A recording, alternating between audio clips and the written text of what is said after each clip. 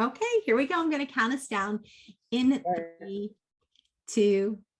It is quick fire time. Oh, let me start again. It is quick fire 5 time. Let's try this one more time. It is time for quick fire 5, everyone. And I have Sean Turner with us. He is the CEO of Les Mills US. Sean, welcome to the quick fire 5 questions where we're going to get to learn a couple things about you. Hi, thank you for having me and looking forward to it. All right, let's start with question number 1. And that is, what is a life lesson that you have learned from the pandemic? Okay, I think it's a reset of how valuable quality time is with family, friends, and people in general. I think we've been isolated for quite a while. So we got to learn that, but also it sheds lights on how busy we are when we're not in the pandemic and are traveling and really busy with our business lives. So that's an important one for me, and hopefully I'll be better in that space going forward. Fantastic. And our second question is, if you could be a character in any movie, what character would it be and why? I think you got to go for some kind of superhero type thing here. I would say I'd go for Professor Charles Xavier from X-Men. And the reason is because he's telepathic, and that would be a pretty useful tool to have. So yeah, I'd say him. I think he's also devoted to bettering other people, mutants, but whatever. Comes across as pretty intelligent and compassionate and pretty down to earth. So yeah, he's a cool dude. All right, a cool dude he is. I like that. You selected a cool dude for yourself. Fantastic. All right, please complete this statement for me. Sunday morning, you can find me. Sunday morning, you can find me watching English Premier League soccer, usually. Because of the time difference, it's early in the morning in the United States. So get it out of the day early and don't waste the rest of the day, I guess. Okay. And what is one book that you could recommend to all of our FBP family out there? What are you reading, or what have you read lately that you have really enjoyed that you'd like to share with everybody? I actually often recommend this book. I've read it a long time ago, but I've recently got good feedback from someone I recommended to, and it's a book called The 4 Agreements. You might know it. It's by a guy called Don Miguel Ruiz. It's very simple, but it's really powerful, and there's some great life lessons in there. So I'd recommend that, and it's quite an easy read, and ideas that are quite powerful. All right, we'll take that one. That is a first for the Fitness Business Podcast. So we love when there are new books that people are sharing with us. All right, are you ready to give your best elevator pitch on why our listeners should come back next week to hear your episode? Sure, I'll have a go. Yeah, please join me next week when I'll share key insights from our 2021 Global Fitness Report that we've recently done. We interviewed over 12,000 people across 7 countries, and it's got some great insight into how we win in the new age of fitness. All right, well, I know all of our listeners out there are definitely trying to figure out how to win in the new age of fitness. So please, everybody, come back next week. It is Sean Turner. He is the CEO of Les Mills US. All right, hey, round 1 is done. How did we do? Fantastic. I seem to have a little tongue tie in the beginning there, but you did fantastic. Okay, it's weird for me because I often find that on video, I'm really not good for some reason. I'm way better in person when I'm, just interacting naturally, but hopefully we did okay. We did great. I love your mutants. You're like, well, mutants. I had to listen, to be honest, I had to research that, man. I'm so bad at doing that type of stuff. Like who would I be in a movie? Who would you be in a movie? I don't know. You know what? I just had somebody ask for the first time. I just had somebody ask me this the other day. And I don't know. I have to think about it. That would be a tough one for me. Somebody said I had two really good ones the last couple months. One, somebody said G.I. Jane, Demi Moore from G.I. Jane, because they're like, she's just such a badass in that movie. And I was like, that's kind of a good one. She's strong, she's tough, she can handle herself. I'm like, that's a good one. And then somebody had a lot of fun and they said Miranda Priestley from The Devil Wears Prada. They're like, she's such a bitch. They're like, just for one day, I'd like to just be a bitch and be demanding of people and kind of just not even care what they think of me. They were like, that's like, you know, they said that would be like my ultimate. I thought that was really good. I'm like, ooh. That's a nice one. You're right. You're right. That's a good one. I was thinking of, Samuel L. Jackson in Pulp Fiction, but I was thinking that's a little bit because he's a badass. You know what I mean? Yes, yes. So I don't know.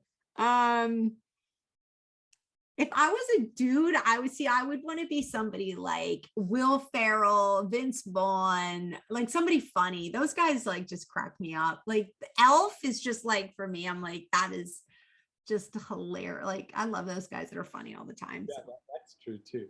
But yeah. All right. Okay, so let's get started. I'm just going to pull your questions up here one more time.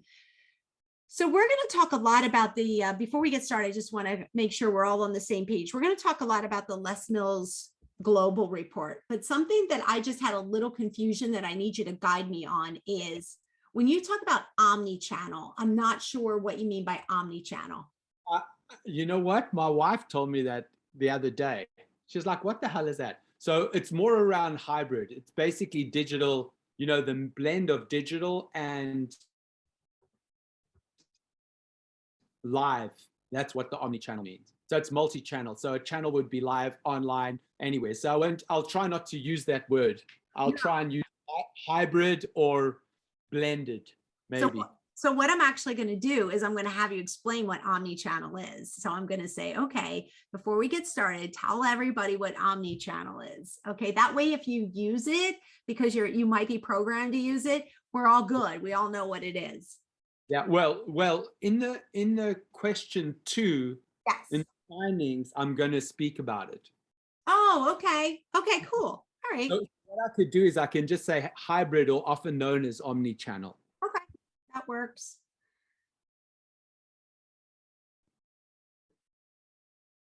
Okay. All right. So yeah, as long as we go through that, I'm really excited. I'm very familiar. I am a 5 certification Les Mills instructor. So I've been a group fitness director for a long time. I've been a sales director. So I'm all about the Global Report. I know exactly what I love. Do you guys still send the book out of the Global Report? Do you still send the magazine? We did, but we didn't this year. This 2021, we didn't. We sent it digitally. Oh, that was like my Bible, man. I'd carry that around. I'd use that in my staff meetings. I'd highlight it. I loved the book. Yeah.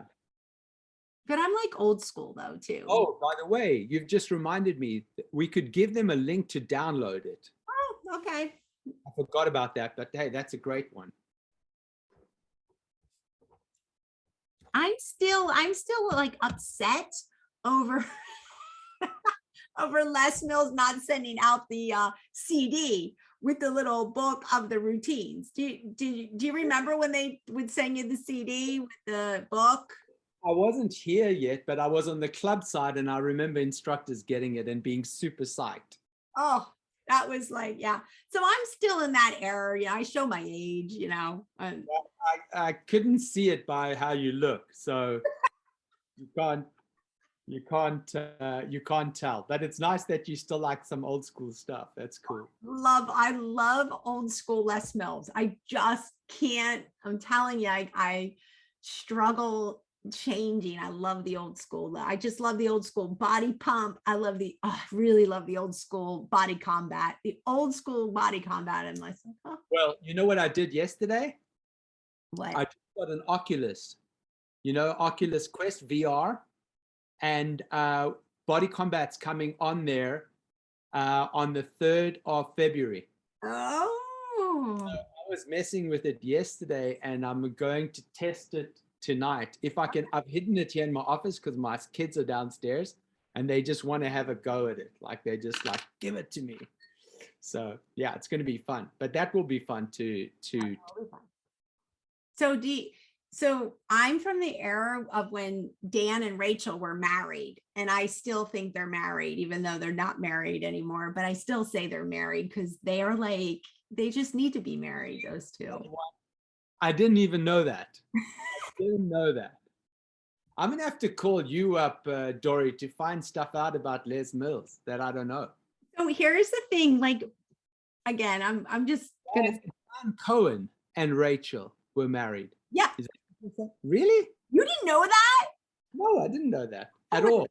So back in the day when you got the CD with the book and we just drank the Kool-Aid, it was like a soap opera for us. It was like you couldn't wait till the video came out to see who was in the video, and you felt like you knew the people, and it was like, like a season of a TV show had come out. So you followed Dan and Rachel and their love story, and then you followed the guy that does the step, I'm drawing a blank, his weight loss journey, and little Greg, and it was like you knew them. They were like a soap opera.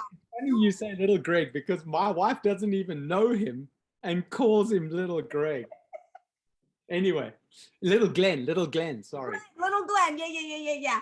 And it just was like, and I knew Sheldon McBee really well, and then Sheldon was on the body pump, videos, and like you're a total a groupie. Total groupie. Went to all the like master trainings. I wanted to be on that stage, and hey, you never know, man. We could still get you there. Yeah, and then what's his name from Body Combat died in the motorcycle accident, and then that was just like huge. He was the guy in number 40, release number 40. What I'm trying to draw a blank on his name. I don't know any of this thing. It's like I'm gonna have to kind of meet you once at one of these things, and you're gonna have to give me a few hours over some drinks about the history. You're gonna like quit. I'm only here 3 years at Les Mills, and 2 of them have been in pandemic. So I've been on the other side, on the operator side. Oh my God, I've been forever and ever. So I feel like I work for Les Mills, even though I don't. Yeah. You always, that's what I say to people, like when people leave and say something, I always tell them, you never leave. You're always connected. Oh, always. So too funny. You're going to hang up from here. You're going to go to your wife. You're going to be like, she's a creeper. She's like, no, don't worry. You're a Les Mills person. I am a Les Mills person. I am. So when you came on, and I was so excited. Anytime I get a Les Mills person, I'm like, oh yeah. JT's like, have at it, So, all right. I'm just taking up way too much of your time. So let's get started. And just so you know, I edit the show. If you need to start over, if we stumble, if the question doesn't come out right, just stop and, just be like, and, I just cut it out and then we'll pick back up. Okay. And do the same if you feel that's something, because yeah. Okay, great. All right, here we go. I'm going to count us down in 3, 2. FBP family, I am so excited. If you know me, everybody out there, I am a Les Mills junkie. I like to say I'm one of the OGs of Les Mills. And today our special guest is from Les Mills. Sean Turner joins us. He is the CEO of Les Mills US. Sean, you're just like a rock star to me. I'm so excited you're here. Thanks a lot, Dori. Always exciting to see people that are connected to the brand and that are so passionate. Always fun. Oh, I'm very passionate. I drink the Kool-Aid. I am, I go back to when Dan and Rachel were still married, and, shattered dreams when we got the news that they were no longer going to be married anymore. That's going back. Right, hey, that's life. Life goes on. All is good as long as everybody's happy. I'm happy, but I'm speaking of happy. I'm so happy that you're here, and you're going to talk to us and actually all of our listeners today about the Les Mills Global Report. Yeah, it was a report that we've done late last year. We interviewed over 12,000 people in over 7 countries, so it's pretty comprehensive. And what we are looking to do is find out more about how the fitness consumer has evolved through the pandemic, really, and how we need to adapt to best meet their needs going forward. Absolutely. There's no doubt that, everybody had to adapt. Everybody had to pivot. Everybody had to change gears, shift gears, you name it.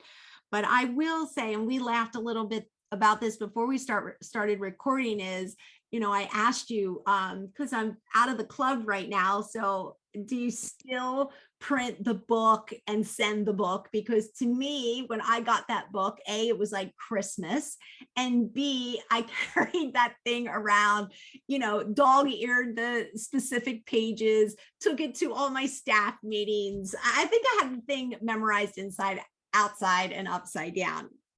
Well, yeah, we usually do hard copies. This year we moved to a digital copy, so we'll take it into account that people like to carry it around. But yeah, we've got a digital copies, and it's much easier, of course, to distribute over a larger group of people. So we will give people a link after this podcast that they can go and enjoy and download, and then just reach out to us with any questions they have. Absolutely. We would love that. We would love if you gave us the link. And, I would be the person that would be killing 2 trees, printing off the book so I could still carry it around. But then, hey, I also told you I am still from the era of the Les Mills kit coming in the mail with the CD and the book. So I'm really giving away my age and how long I have been a Les Mills fanatic. Excellent. Unfortunately, I remember those days, or fortunately too. So I've been in that industry for a while. All right. So enough about my reminiscing. Let's get started here. And I really want to ask you, as far as the global report, what question did the Les Mills Global Report set out to answer this year? Well, as I just mentioned, it was really about looking at how fitness consumers have evolved through the pandemic. A lot of their thinking around how they exercise, what they're exposed to, being at home, etc., changed them. So we really wanted to find out more about that, so we could best support our partners in how they can win with that new consumer and what needs to adapt or shift in their offerings in their clubs. So those were the 2 big things, really. And how did you make out with that? Were you able to gather enough data? Like, how many people do you interview in order to gather all of this data? As I mentioned before, we're over 12,000. So it's a fairly big data set. And it's also global, so across more than 7 countries. So we were able to tell from that quite a lot about more than, that's why we call it a global report, because it's not only US or UK based, there's a few more countries. But of course, you can tell a lot from the trends that came back.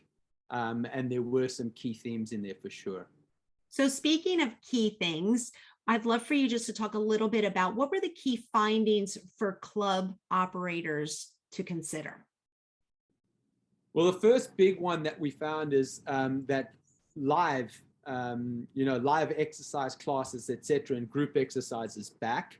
There was a lot of fear in the industry around how that would work, etc., because people have been isolated for so long that it's so important for them to have a social connection with other people and community and be motivated in a group setting.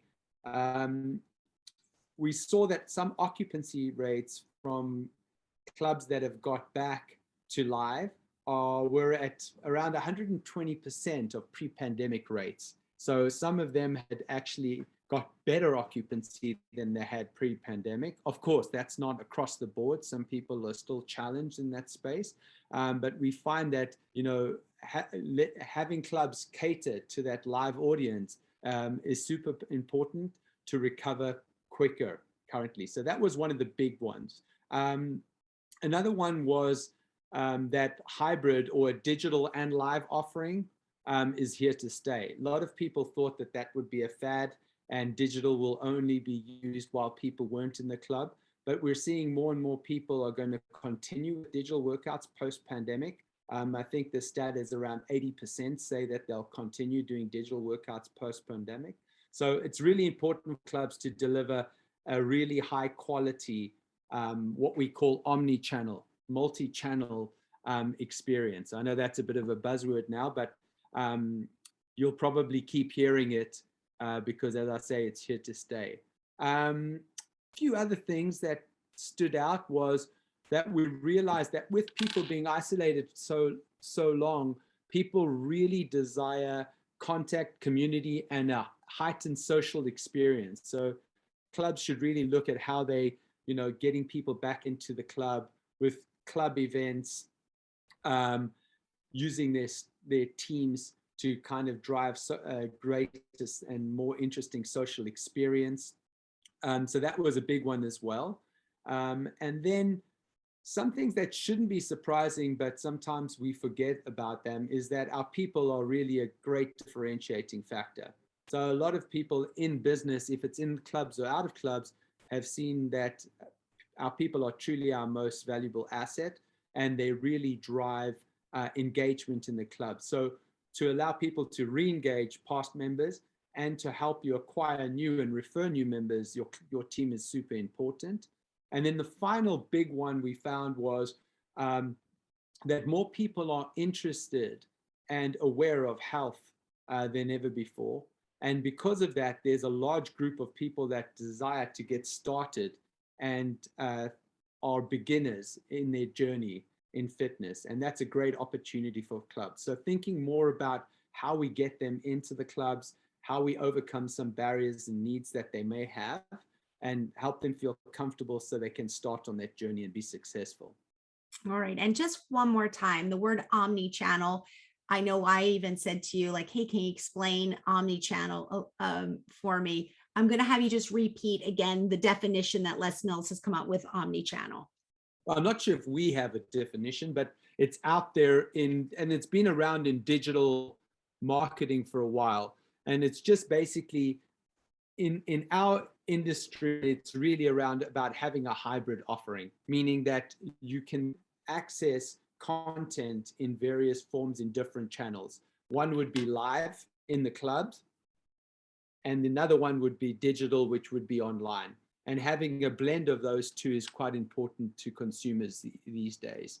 So that's what, when we refer to omnichannel, we, in simple terms, referring to that hybrid model. Okay, so speaking of omnichannel, omnichannel has featured predominantly in the industry discourse since the start of the pandemic. What does it mean to you in the sense, and what did the report find that it means to the consumers? Well, we have, I think our last report, we shared that around 80% of people paying for fitness are millennials and Gen Z.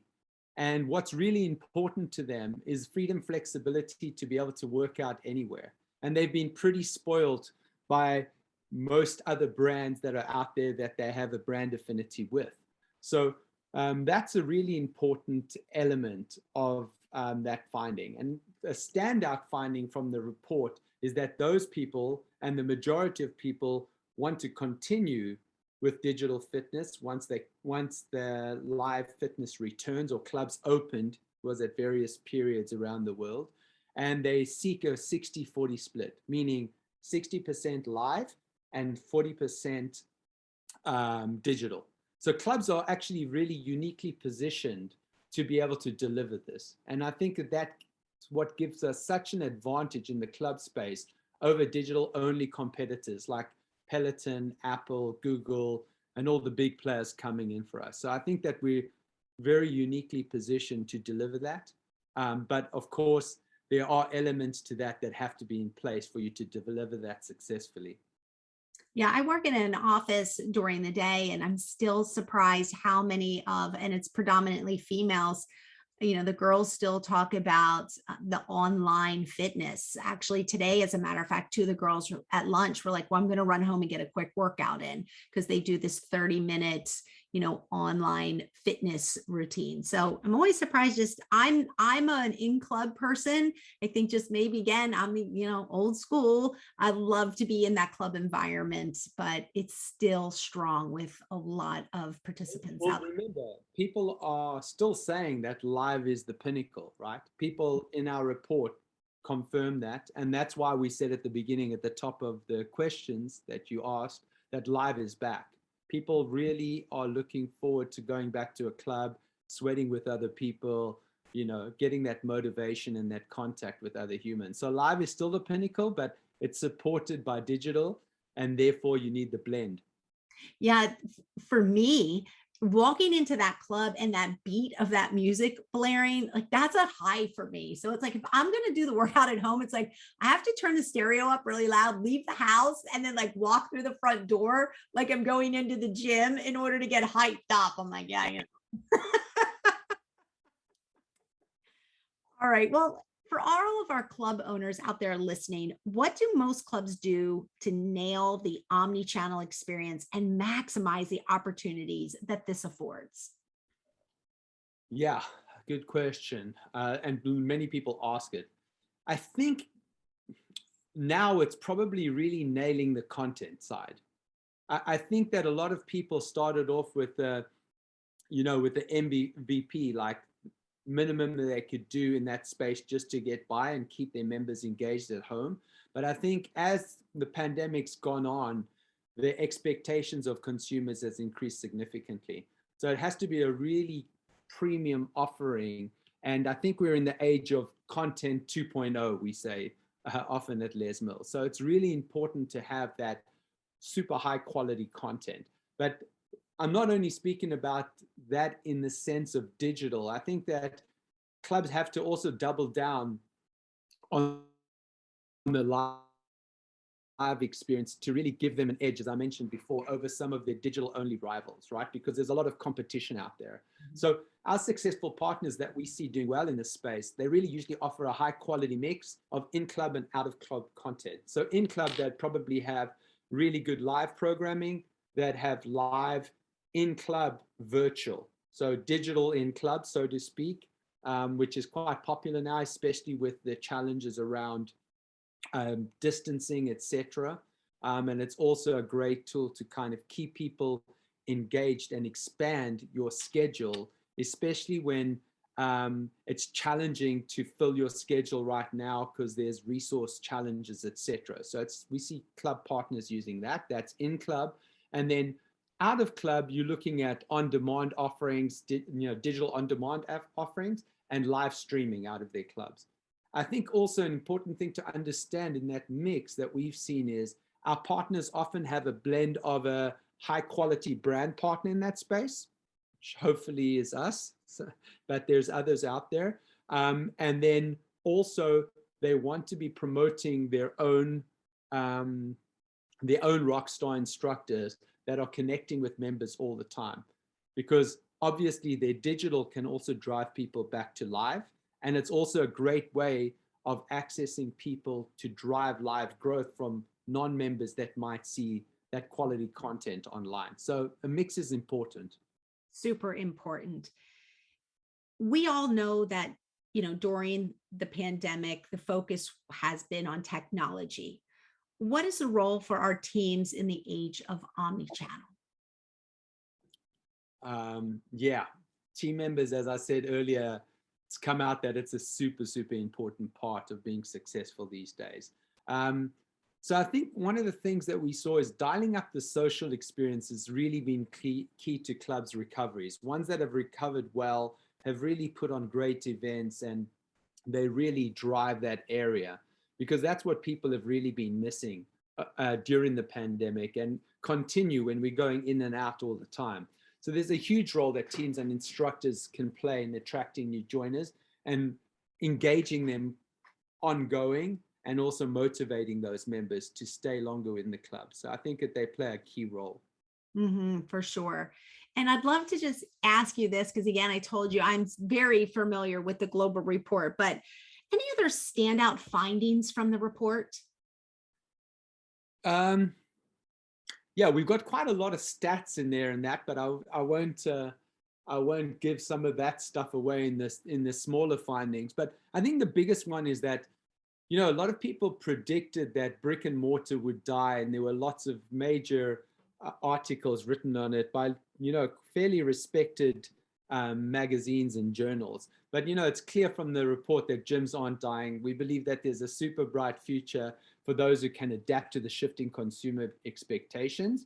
You know, we think that keeping it human and social will be a key part, and we believe that that's where clubs really have an edge over the competitors and the 300 and I think it's 375,000 fitness apps that are out there, right?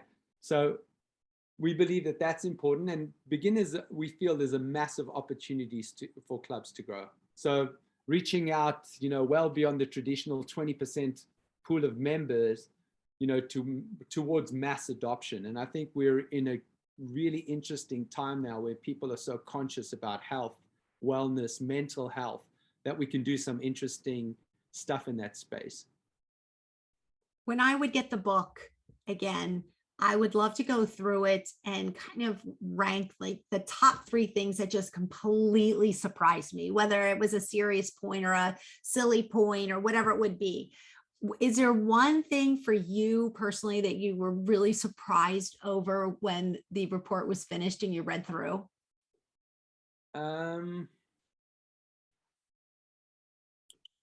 Yeah, one of the standouts was in the beginning, actually, and how comfortable they need to be to come into the clubs. And I think we've all worked in fitness a long time, or people that are listening to the podcast, I would imagine they're, you know, people that are connected to the industry in some ways. When I was at previous companies in the fitness industry, we always used to challenge ourselves saying, you know, how easy is it for people to exercise? Because when you like exercising, you're one of the, you're in the minority. What about the majority that actually don't like it and actually feel that it's demotivating or it's painful, right? One of the stats that came out of this report was that although I think 81% of people are very interested, of beginners, of absolute beginners, and there's 27% of people that rate themselves as absolute beginners. 88% of those are very interested in doing group exercise or a group class with other people. However, only 61% of beginners ultimately prefer to exercise alone. So the idea, the gap between what people are interested in and what they would do is up to us as an industry to crack that code, to be able to actually make them comfortable at coming into those clubs, looking at how we attract those members in, we make them comfortable. And those are some of the things we speak about throughout the findings of the report that I think are quite interesting. Looking at onboarding, how we up the social experience, having our teams reach out to them and support them, all of that stuff that is fairly challenging. Probably the cutting edge of common sense, maybe, but we often don't do it very well.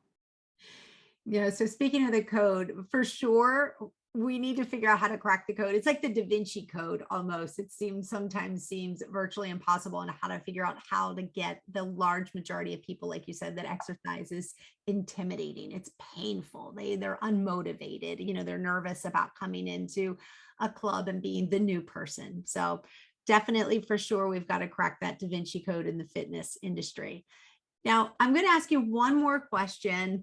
And, you know, before we wrap it up, and I would just love to know, like, what is the coolest, do you have like a cool or a super motivational story that has kind of maybe pulled on the heartstrings since the pandemic?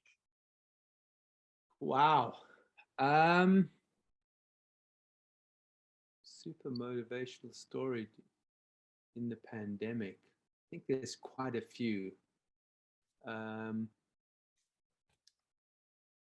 Wow, lucky it's the last question. I think we're going to have to pause. We can edit all this.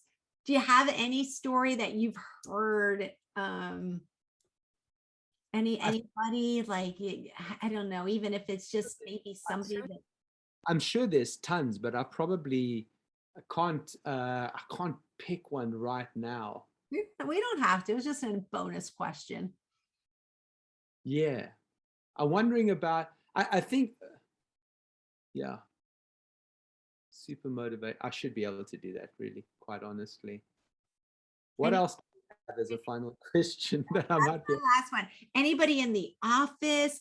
Is anything with the global report? Have you heard from anybody that has a story? Maybe what you could ask is, what are the exciting things you guys might be working on? Okay, that works. Think about Oculus, right? Coming out. Okay, so I'm going to ask you. That's not too self-serving, but whatever you. No.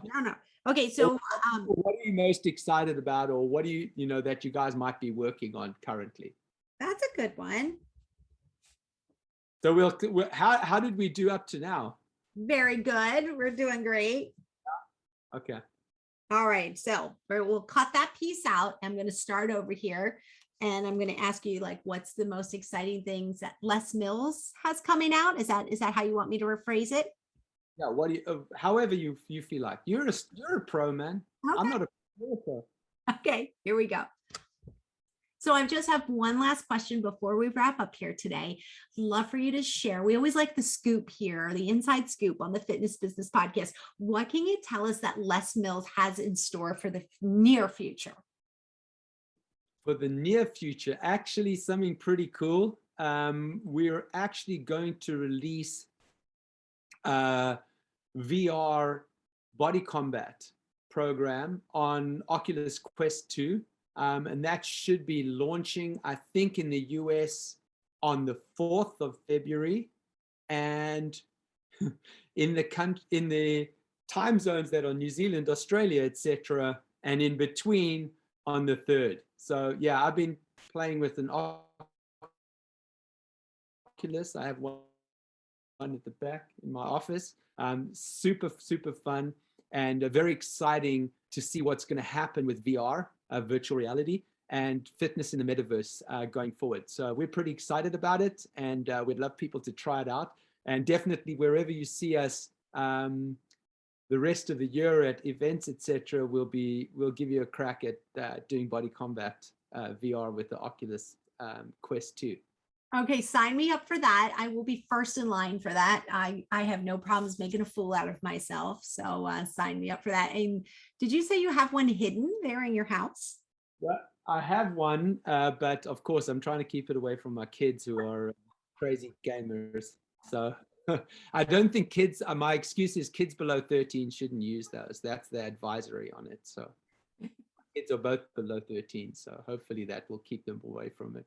All right, well, there you have it. Shawn Turner from Les Mills. Thank you so much for coming on today and just kind of walking us through the global report. Like we said, I will put the link in the show notes so that anybody out there that wants to take a look at it, digitally can page through it on their phone or their laptop or their desktop, and kind of just peruse what's going on out there, all the findings in the report.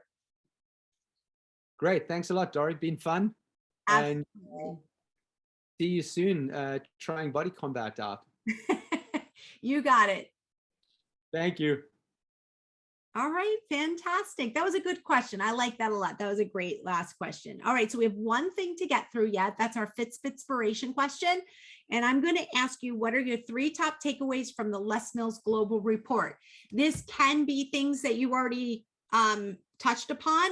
It's really just like a summary, and you're just going to give me 1, 2, and 3, or first, second, and third, however you want to word it. But your top 3 ways. Okay, so I think the top 3 would be live is back, and it's. Hold on, I'm going to ask you. Okay, I'll set it up. I'll ask you. I'm going to ask you the question. You're going to answer it, and when you're done, just pause, because then we're finished with that piece. Okay. All right, here we go. Shawn, what are your top 3 takeaways from the Les Mills Global Report? I think the top 3 are that live is back and it's in more demand than ever. That's the first one. I think having a high quality omni-channel offering is essential to successful recovery as we make our way back from the pandemic. And I think your team is key to your club's recovery as well. And it's your most valuable asset. So how you deploy that and recruit, train, motivate them is super, super important. All right, fantastic. You're all done. That was painless. Really? Was it? Yeah, completely painless. You did a nice job. You answered the question. You didn't go on too long. It's fantastic. You're a pro. Oh, I'm not sure. You got to be good at this stuff in Les Mills, otherwise they slaughter you. Philip will see that and go, "You suck."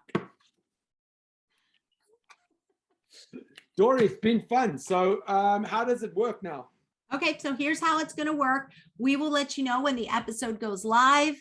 So I'll shoot you an email. We also send you 3 social media tiles so that you can push it out or have your marketing team push it out, whoever. I don't know if you do your own marketing, whatever you want to do. But we'll give you some social media tiles to just easily push out there like, hey, I was on the Fitness Business Podcast. Here's my episode. Please take a listen about the Les Mills Global Report.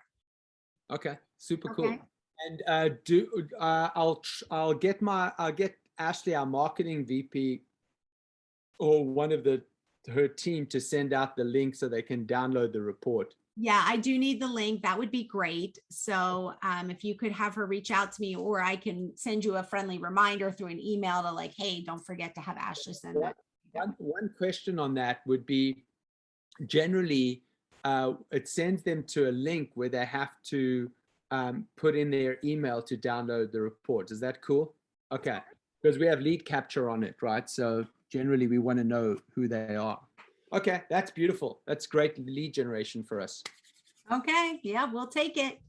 Dori, great to meet you. And where are you based, by the way? I'm in Florida. Oh, nice. Yeah, I heard it's not that warm there this week. It's like 29 or 20. no, it's not that cold, but it is cold for Florida. But yeah, the beach is right out my window over there. So yeah. Where in Florida are you? I am in a beautiful historic town called St. Augustine. I'm on the East Coast side, on the ocean side. St. Augustine. Yeah, I've never been there. When I first came to the States, the first time I played soccer down in Florida, but in like around Coral Springs, Boca. So yeah, oh yeah, very nice. Yeah, really nice there. Boca is very nice. So yeah. Well, thanks a lot. And yeah, hopefully it comes out well. Are you going to be at URSA this year in Miami? For sure. Oh, yay. Okay. I'll be there too. So I will look for you and we'll do our virtual. We'll have a drink for sure. Okay. And we'll put it on there for sure as well. Okay, great. I look forward to seeing you in a few short months. Brilliant. Yeah, that's true. Yeah. Thanks for having me. Thanks, Sean. Bye.